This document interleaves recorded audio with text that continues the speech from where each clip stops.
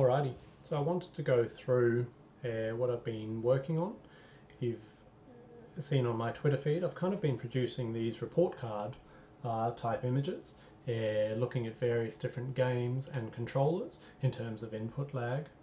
So there's a lot of information here, but it may not be obvious at first sight exactly what's going on. So I wanted to create a video to explain partly how they're derived, and then how the data is presented, and then potentially what we can get from it. So you can see down in the bottom left corner, this is the PlayStation 3. It's BlazBlue Quantum Phantasma Extend. As I've mentioned before, this is a good game because it is across multiple different formats and is quite fast, so allows for a lot of different comparisons. For this one, we're using the Brook Ultimate Fighting Board with the firmware updated to the most recent version. Down the side, I've got the number of milliseconds, and those are kind of bands in terms of where the input occurs within a frame. And then across the top, I've got how many frames it takes for the game to respond. So 2 frames plus means that if the input occurs on frame 0, on frame 1 and frame 2, nothing will happen. And then on the 3rd frame, there'll be an animation change. 3 frames plus means that on the 1st, 2nd and 3rd frame, there'll be no animation change. And then on the 4th frame, there'll be a change. As you can see from BlazBlue, it's quite consistently takes 2 frames, and this is almost top of the class. I think there's only a couple of games on the PlayStation 3 that are faster, and I'm yet to find any except maybe Central Fiction on the PlayStation 4 that are faster, and then occasionally it just takes a touch longer. So what I want to do then, I'm just going to pull up an image. So what I do, standard setup, I've explained it in other videos. The only difference is now I do an HDMI output. I do it to the Elgato, I think HD60 Pro, and then I record the video. I have slightly changed the way that I send the inputs. So I used to do millisecond long inputs, but now the inputs last for 16.66 milliseconds, so an entire frame.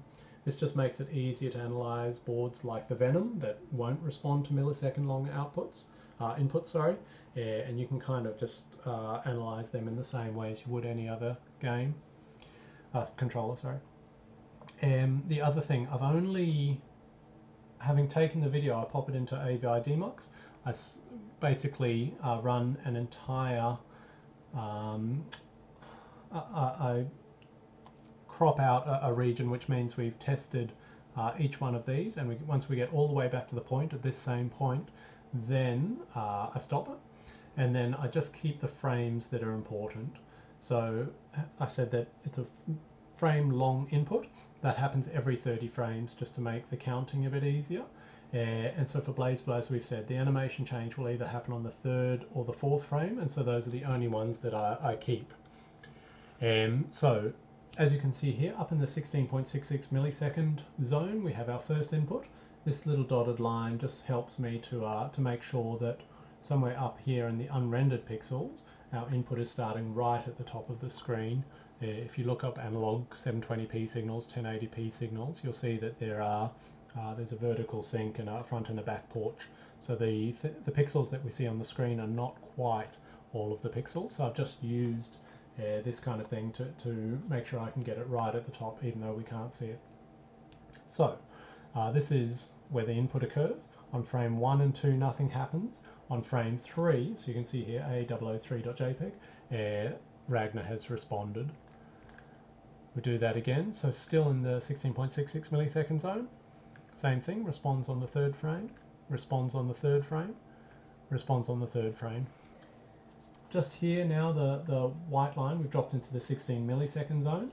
So just quickly to run through that, responds on the 3rd frame, 2 times responds on the 3rd frame, 3 times responds on the 3rd time, 4, 5, 6, and then we're into the 15 millisecond zone. So if we just come back to our original report card, this is very much what we're seeing here. 4 times, after 2 frames, we had an animation change, and that was with an input occurring at the top of the screen in that 16.66 millisecond zone. So if you think about what's occurring, the input occurs here, and it's lasting for this entire duration.